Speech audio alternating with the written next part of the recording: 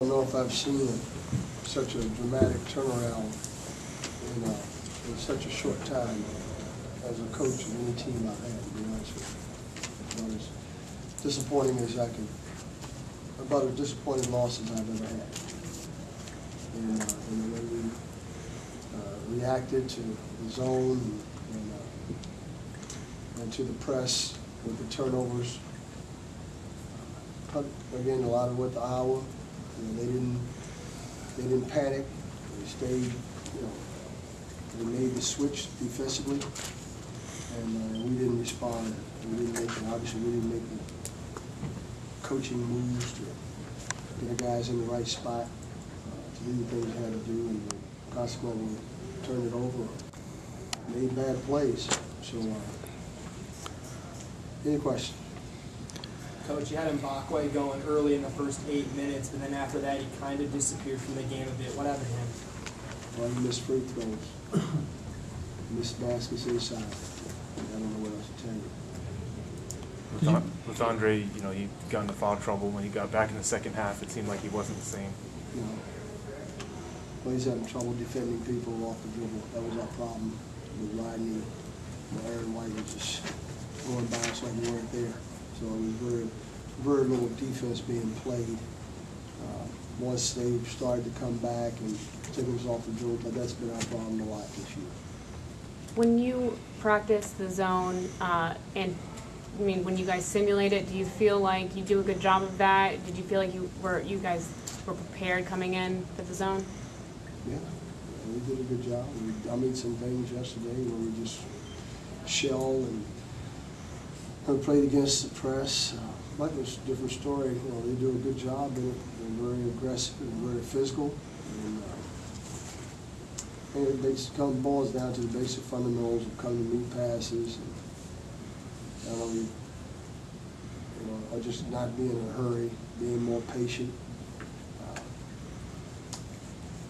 So we do the normal things we do with any team, as you prepare. Ellie Elias is our best player versus his own, because he's willing to pass it.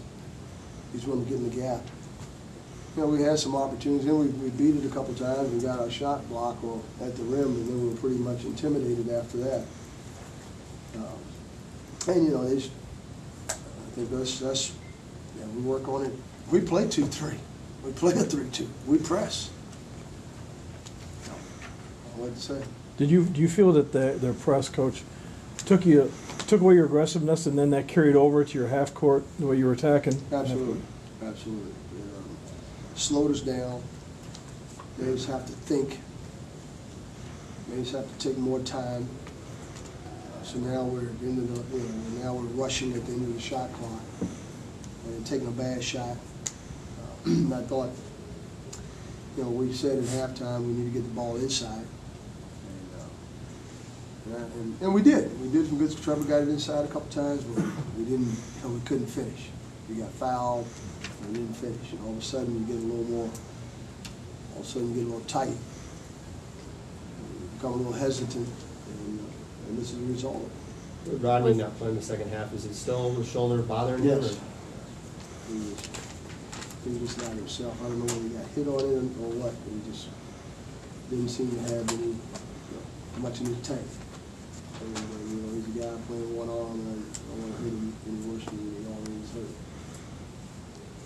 You obviously saw how dangerous Iowa could be when you had them up there. Did you ever get the sense that they could play as well as they did for about 30 minutes today? Yeah, anybody can play well, if you don't give them the ball 17 times. If you don't take good shots. You don't play with patience, with poise. But, they still made the shots, and they shot it extremely well, 61% in the second half. And we didn't miss a three in the second half, and we're they just shot the ball well. And that when you combine that with our lack of execution, this is what happens. They played extremely well. Do you feel like the guys started to panic at all down the stretch and they weren't able to get anything against the zone? Oh yeah, I'm sure they were Don't give it to me, it's like a hot potato. You want to give it to somebody else try it. That's what it became. And, you know, we have a pretty we try to get organized and run certain offenses against certain zones. And it was, as I said, it was a 1-2-2 or it was a 2-3. And basically, in any zone, you just have to pick and pull, gap penetration, inside out. It's not hard. Screen the zone, screen the post, you know, and then when you miss some of those shots or drive it in there, because we had a couple lanes and right in front of our bench, and they did a great job getting the block and getting the stop. And, you know, when you go in there, you got to find the open man. And I thought we did a poor job of trying to find, you know, when I drive and somebody rotates over, somebody else is open. Usually, we got to find it.